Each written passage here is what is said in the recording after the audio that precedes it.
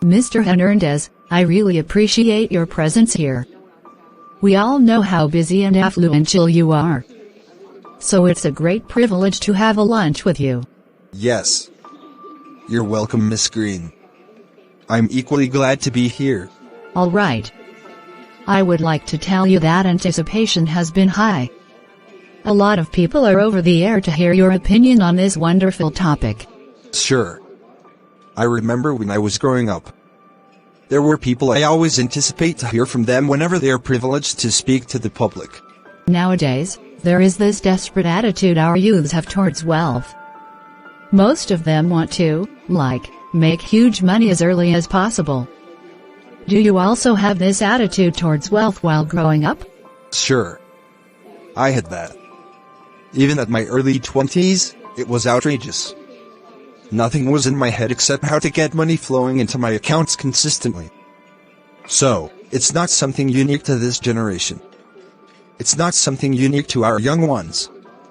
It's more related to a stage of life. A stage of responsibility. When one feels that there are things he or she should have achieved at that particular age.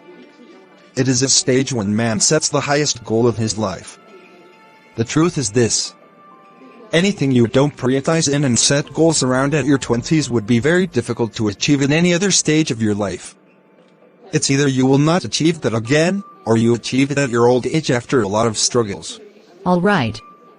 So you're saying it is very acceptable to pursue money with such pace? Because money loves speed? Yes. Money loves speed. That's true. But I think there's something many people are missing. I think we still have to revisit the concept of money. Because it's not just about having the desire, but also to actually know what you need and to get the money you're looking for. I think the desire is nice, and quite natural, but we now have to learn the execution part of the game. The money we all need is in the hands of people. When I realized it earlier, I thought of how to actually attract this money in the hands of people to myself. Obviously, I couldn't rob. I listened to a lot of rich people. I studied their history, and I realized one thing they all have in common. And that is, they all have value to offer. They create a lot of offers. They create solutions to existing problems. They don't just create solutions. They create solutions and they improve on it.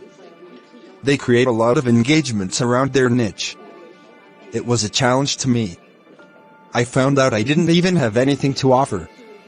So I decided to take action massively.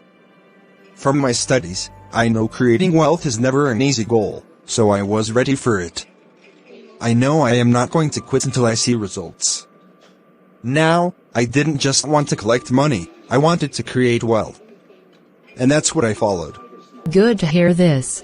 So, Mr. Hernandez, can you share with us a few actions you took that has brought you to this high level of affluence?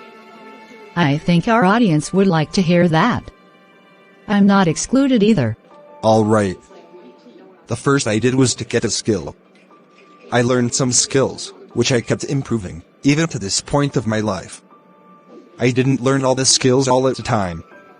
I started as a graphic designer. I designed for a lot of small and developing businesses then around the country. Currently, some of them are big companies. And then I gave myself to learning. I wanted to just master whatever I was doing then. I'm majorly focused on giving values to my audience, and creating offers, and developing my own self. Secondly, I imagined everything I wanted for myself. And set my goals. I wrote everything down, and I looked at my notes every single day, so that I would not lose focus. I calculated the required amount to achieve my goal of absolute financial confidence. The figure was damn scary, but I was not discouraged. I split my goals in parts. I had my daily goals, weekly goals, monthly goals, yearly goals, and so on. Achieving the goals were never easy, but the picture of the future in my mind kept me pushing. And today, you all know the rest of the story. Good enough. It's nice having you around, Mr. Hernandez. I'm sure our audience can't be happier. We will be happy to have you around next week. Definitely. Thanks too for the opportunity to speak to our young ones. You are welcome, Mr. Hernandez. Thanks for hanging around, guys. See you all next week. Come on. This man is damn rich. I will be like him. Did you hear him say he achieved anything by positive confession or wishes? Every I heard him say was dependent on his actions. He said he took massive action. This is a very wonderful series and I must stick around. Yeah. You are right, Jay.